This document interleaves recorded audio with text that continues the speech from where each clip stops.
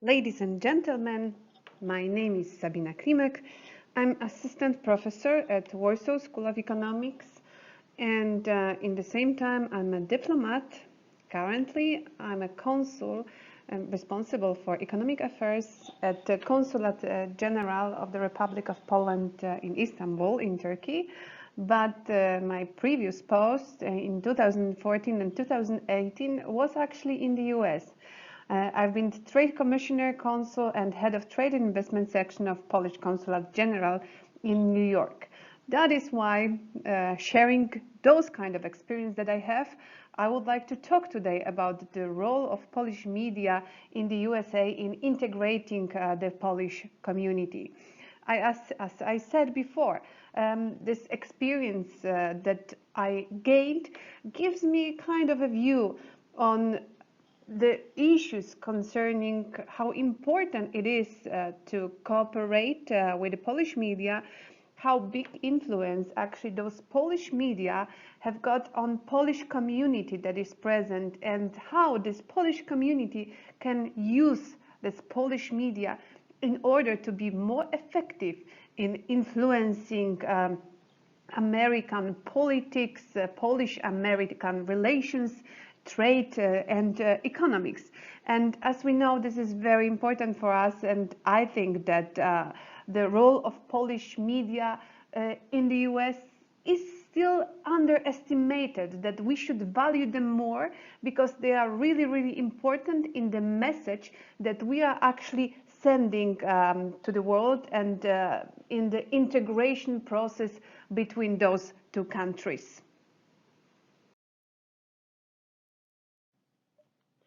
Poles in the US.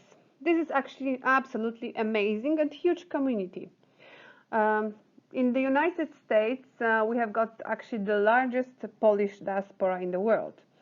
And we count that there is almost 10 million people with Polish origin. And actually around 600,000 of them use Polish daily. But I think there is many more of them who understands Polish, who can read in Polish, because I just met so many children that they were actually, maybe they were not fluent in Polish, but still they could understand, they were interested in the history, and they were very interested in what is going on in Poland. So where actually are those Polish people in the US? They are mainly in Chicago, New York, but also you can find them in Denver, Detroit, also huge Polish community, Los Angeles, Seattle. So we are almost everywhere, because not everywhere, but we are in many places in the US, and you can figure out how many Polish shops, and in those Polish shops you can buy these Polish products like cheese and milk and cosmetics and actually anything you can imagine. I experienced this thing actually in New York, where there is like Polish place called Greenpoint, with many Polish shops with Polish alcohol beverages and absolutely excellent meat and Polish bakeries, and all those things were there. And among all those things, you could also find Polish newspapers. Believe me or not, but I also met many Polish people who were there for many years in the US, and they didn't really manage to learn English very well, but it means that they are still able to exist there, earn money, work, and sometimes do really big businesses, even though they do not speak really excellent English. It shows that actually this community, it's kind of self-sufficient, that being among this community, it helps you to stay alive, work, and really exist in quite good manner. So here you also can see the numbers that we can meet those Polish communities, mainly in New York, Illinois, and Michigan. Most of them live in large cities, but then we have got also the percentage that lives in the countryside. And now the statistical office in the US calculates that 5.4% of Americans of Polish origin were actually born outside of the United States. So the rest is born already in the US. And actually, this is the question mark. What happens with this next generations if they still speak Polish, if they still manage to communicate in the language of their parents or grandparents, if they still feel Polish? But I can assure you that many of them really holds Polish passports. Many of them is interested in Polish history. We have got many organizations, we have got institutes, we have got foundations, and also scientist organizations that work really well. We have got the Kościuszko Foundation, we have got Institute of Piłsudski. There are many organizations that are actually keeping this community and that are actually showing that Poland is important, that this heritage is important. Also, I can tell you that really a lot of depends on the parents, because parents are responsible if the children really are interested in a country, interested in a language. And I know many parents who did excellent job and were sending their kids into Polish schools that also exist in the US, that children are taught their Polish history. Parents that they are taking their children for holidays to Poland, that they are teaching them about history, and they are just making sure that the child is staying in touch with Poland. That's very important, because actually there is no other way to force children to be familiar with the country of origins of their parents or grandparents. But this is really the parents' job. But I know that many of them really are doing this amazing jobs in this field, and they are really doing hard work to make sure that children are still in touch with this Polish heritage. And this is actually very, very important, and I hope it will grow this way also in the future. We also have to have in mind that there is this new generation of Poles coming to the US. So this is not only the immigration that was before the Second World War, before the First World War. You know that Polish actually people, Polish citizens came to US very early. It was in the 17th century to Jamestown. It was the first Polish immigration. We can say that actually Poles were among the nations that were building the US. And that's why, you know, like our history, the history of Poland is very much connected with history of the US. And now we see this totally different migration that is coming to the US. Now we see more educated people, people with higher education that are coming to the US for business reasons. Usually they are working for finance industry, they are lawyers, they are doctors, they are researchers, they work at the university. So I was in touch with many people like that who actually came there because of those business and work opportunities that they had in the US. And still, these people, this community is very, very much interested in keeping in touch with Polish language, is teaching children Polish, and they are very much connected with Poland in general. We see also more and more businesses that grow in the US, Polish businesses, the branches of Polish companies.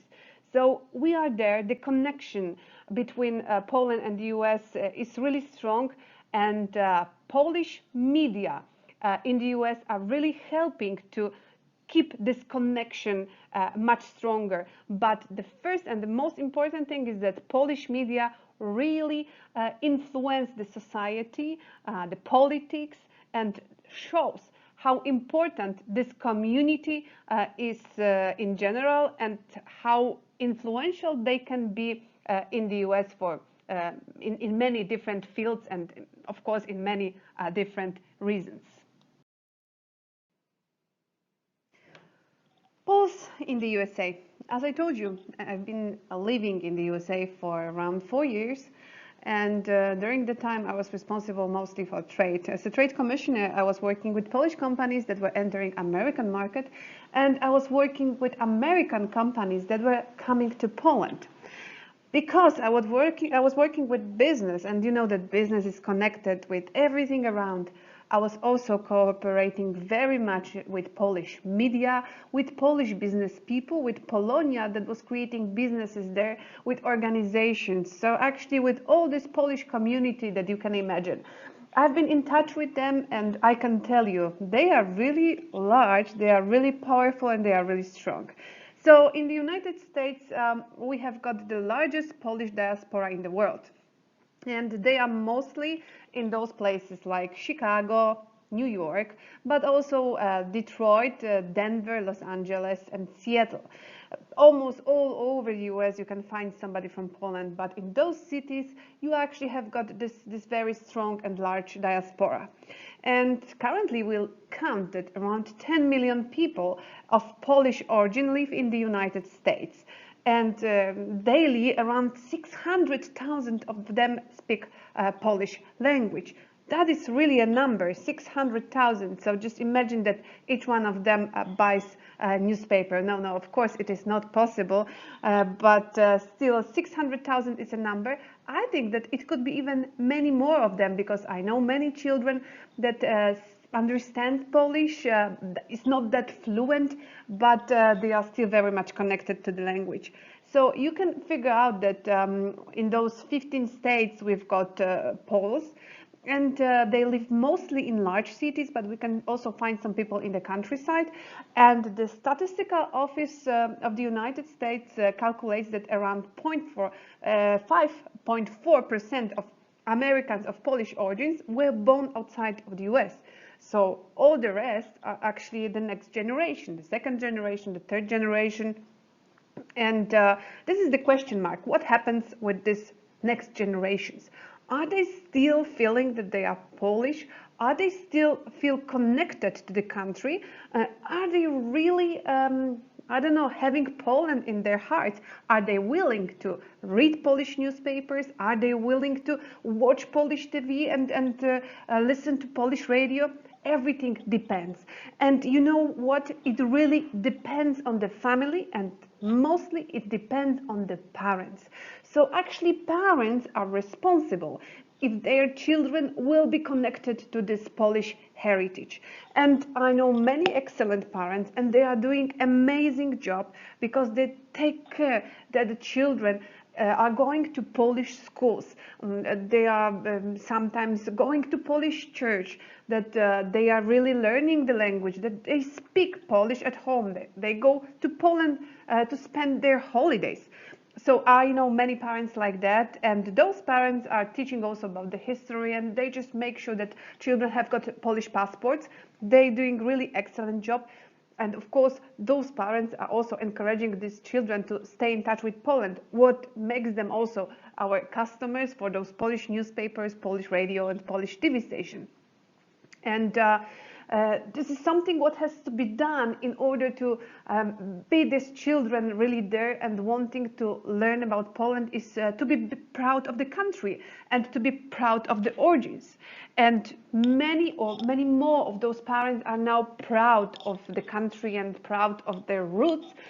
And also everything really depends when the generation came to the US, and how much they are still feeling connected to our country. But yes, they are there, and via organization, via Polish media, and via also consulates and diplomatic units, we just want to make sure that those communities, those Polish communities, are gathered together, and that they are united and integrated, and that they know and they feel the need to cooperate with each other. So what is the history actually of Polish press in the United States? Well, first of all, you know that the first immigrants came to the US really very early. Actually, in the 17th century, we had got the groups of first Poles who were craftsmen and who were settling down in the USA. So we can say that actually we are one of the nations that helped to create this country, and we are actually the nation that really had the influence on the history of Poland. You know Kościuszko, you know Piłsudski. Those are the great names in the US. You know, they really helped helped to build this country the way it is right now. So Poles were there for hundreds of years, and also Polish press was there for almost 100 years. You know that Polish immigrants, they were settling in the US, and they were creating this kind of compact circles. They lived and gathered around some churches, work, some cities, some settlements, and of course they were creating their own newspapers and magazines. They were published also in Polish language. And those magazines were appearing exactly where those Polish groups appeared. So, you know, this press was going with them.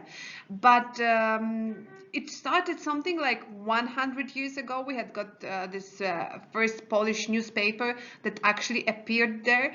And then, you know, the situation was actually very dynamic, because some of the titles were appearing, some of them were disappearing. It was very dynamic and difficult. And you know that even nowadays, it's really not easy to have your own newspapers. You really have to struggle a lot.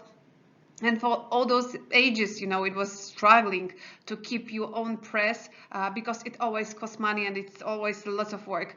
However, we estimate that in those years between 1842 and 2007, so almost 150 years of Polish magazines in the US, there was over 1,500 magazine titles that appeared on the American market, and they were in Polish. And we are not even counting in this number school or parish periodicals. They were just, you know, the magazines, the newspapers.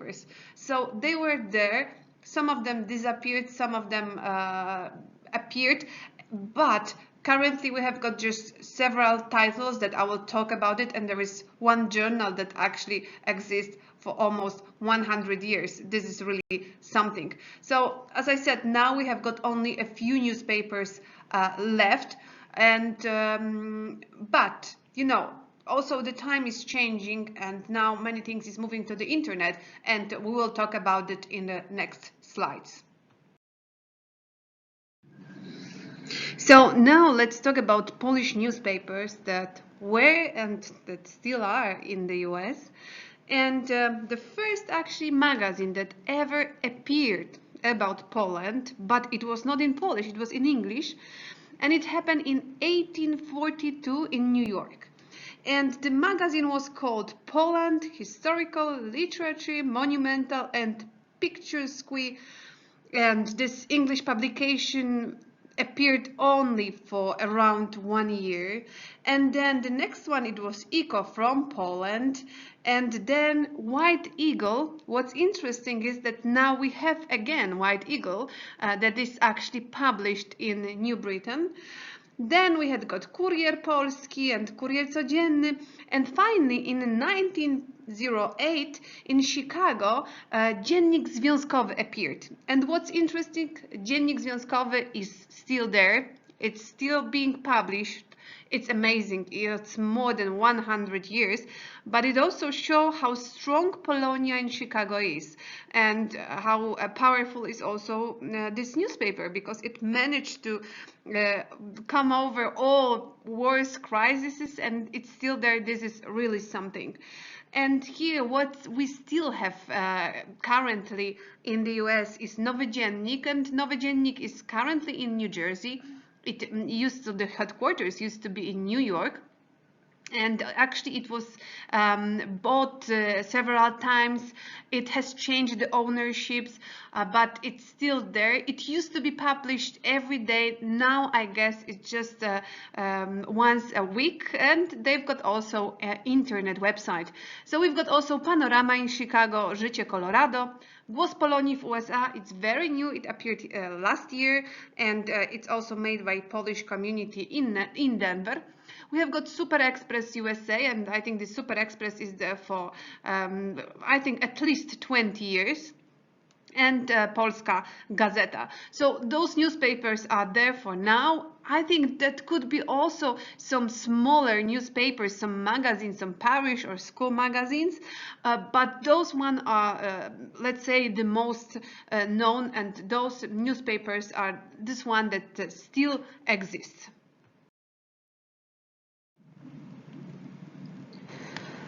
We have got also Polish TV stations in the USA, but most of them is just broadcasting from a Polish territory. And here you can figure out it's Telewizja Trwam, TVN International, TVP Polonia and Polsat 1. All those TV stations are broadcasting directly from Poland, but we've got also two TV stations that are actually based in the United States. And in Chicago, we've got Walter Kotabi's Polvision that has got limited local range, and Polish Television Chicago, which is broadcasting on the Polsat second platform, the program The Face of America, and it goes directly to Poland. And we have got also some website activities, some internet activities, but let me talk about those internet activities in the next slides. So we have got Polish TV station, we've got Polish newspapers, but there is also Polish radio in the USA. And here are the examples of 4 Polish radios. Radio Chicago, Polskie Radio Chicago, Radio Rampa, Polski FM.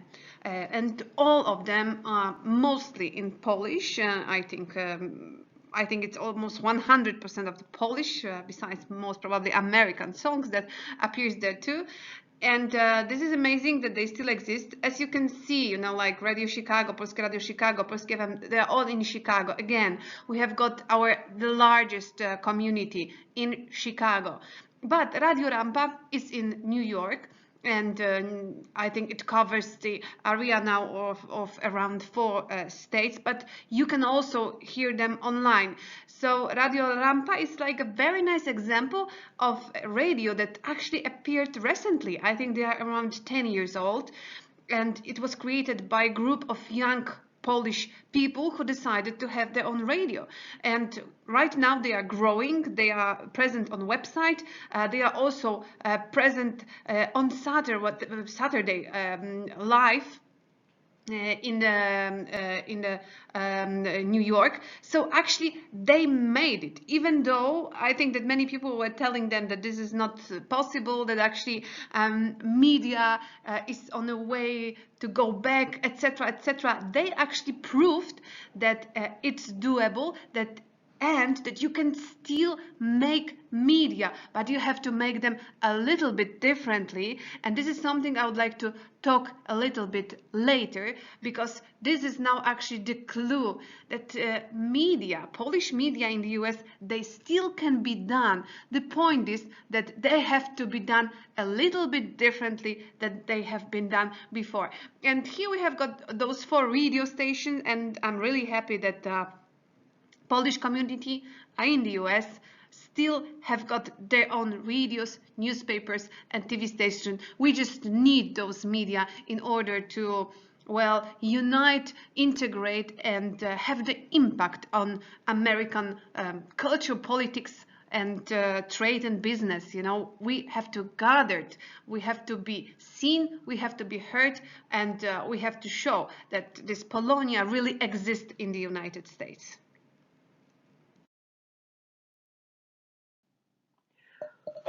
The fact is that internet has changed totally the media market, and it influenced it so much that we know that we'll never go back into the media market that have been before, because now everything is moving online, and young people are watching more YouTube and internet relations and Netflix than they are watching TV. And the same is happening with printed newspapers.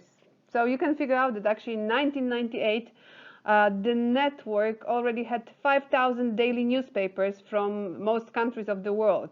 So already in 98, we had got 5,000 newspapers that moved into the internet. And then in 2004, almost 20% of the society was looking for the everyday information in the internet.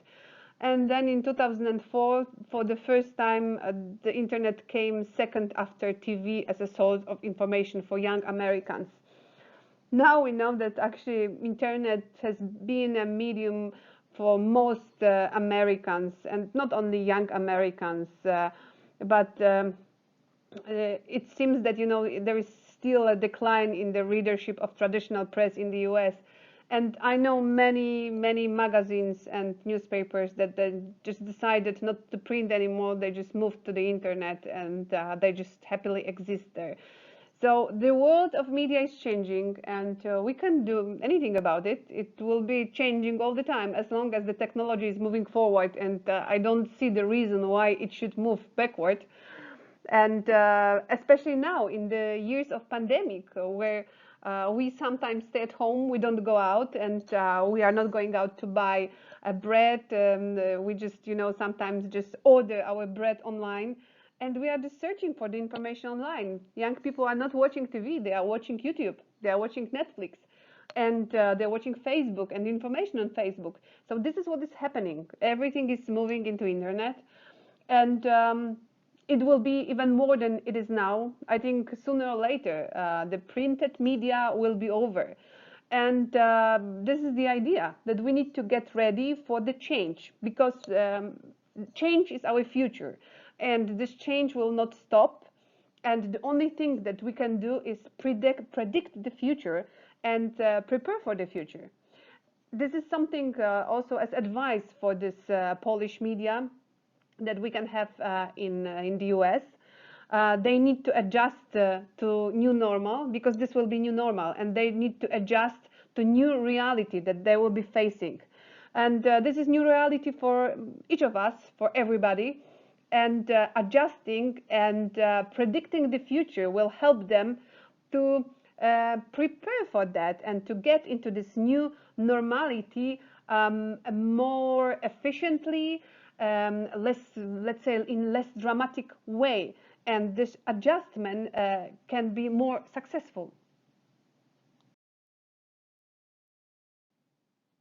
And now we can ask each other if we really need any Polish media in the US, if this is necessary, if there is really space for that, if this changing community still needs somebody that will be publishing in Poland, talking about Polish culture and heritage. And I said, yes, we need it very much. Maybe we even need it more than ever. It's very important for us, for many reasons, the good relations between Poland and the US. Still, because, well, US is still a power, if we like it or if we don't like it. This is absolutely our really huge partner in politics. Not that huge in business, but I hope it will change soon. But also in this society exchange, in this business exchange, in people exchange, because we have got still so many people going to the US, students, professionals. There is really huge connection between Poland and the US in a matter of these human forces. And if we want to have more influence on the US politics, business, economy, we have to have a very strong Polish community. And our community can be very strong in the US. We can be really seen and we can be really heard, but we need to be united. And one of the sources, one of the methods how to unite our community is by media. It's by Polish media. The voice of the Polish community has to be heard. And Polish media that exist in the US can help us to gather those Polish people together and to help them to make the impact on the politics, not only national politics, which is important, but also on local politics. If Polish community has got impact on local politics, then it will also have impact on national politics. Polish media will help us to unite and integrate this Polish society and community in the US. This uniting this society will give us the power, because a single person will have not such influence as the group, as the community, that can change, for example, some rules in the neighborhood, that can influence actually who is chosen as the head of the neighborhood. who can influence the elections in the neighborhood, in the cities, in the countries. And we have got many people with Polish heritage in those national governments, in these local governments. We have got some mayors of the cities with Polish heritage. They are there, but they need to be connected to this community. They need to be connected to the society. And media is one of the tools that we can use in order to make it. It also shows the strength of networking, and it has got this very important political aspects. We are showing also the connection to our country, and we are teaching and educating our next generation about Poland. Of course, many people are using this Polish media because they feel sentiment, they've got homesickness, they really miss the country. And this is also another reason why this Polish media is important and why they have to be in the US. But for me, it's like the most important tool for gathering the society together. And by gathering the society together, we can make the real impact on a country's economics, business, and politics. And Polish media cannot disappear. I mean, I'm so grateful and I'm so happy that there are so many people that still understand the need, that they really put the effort to still work for those journals, for Dziennik Związkowy, for Nowy Dziennik, for all those newspapers, that young generation that is creating new newspapers, new radios. It's so important that we have got these new generations who really want to do something in order to integrate together this Polish community. It's very, very needed for having the huge impact on a country. But by having this huge impact on a country, we are having the impact in integrating and in actually empowering the Polish-American relations, politics, economics, and trade relations. It's so important. So the question actually that appears is how to become successful in today's world, where actually it's not hard, it's not easy, it's very hard to survive in media, where media is changing so much, when we have got all those influencers that actually today everybody can be a journalist and can print something and can actually publish something on a website, internet, can make a blog, can be in YouTube, that actually everybody can be a journalist nowadays. So, how to be successful in this very demanding world, because the world has changed, as we said before. And actually, I think the last 5 years showed us, that actually some situations that appeared in international politics, in this international environment, showed us that actually media can also be played kind of, that actually they are playing important role, but they also can be used in a very specific way. And how to be successful in these very difficult times that we are living right now. Like first of course, there is a need of innovation. So you can't really exist the way you existed before. You cannot really go and publish the newspaper that you did before without providing some innovation approach to that. Or you can do it, but it will be very, very on a very small scale, or it may exist or maybe not exist. It's not easy to do. It's not easy to exist like that. And that's why, that this need of innovation is amazing. So you need to make sure that you are using all these innovation tools, that you are existing in the internet, that you know how to use it, that you know how to make all this promotion, that you are on Facebook, that you are here and there. Without those innovations, you will not reach to the new generations. And this new generations are growing. And these new generations are now also people who are 40, 30. They are the ones who have got money. They are the ones that are spending money.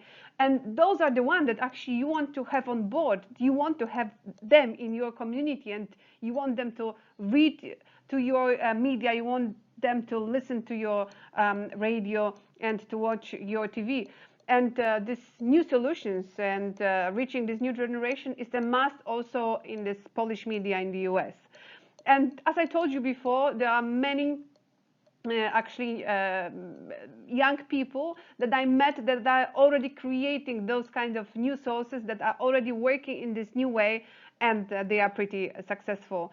And we have to show the examples and successful stories and those good examples that are there, that people are actually managing, that this is possible, and that you can make it happen, that this uniting this community through all those organizations that we have is also possible.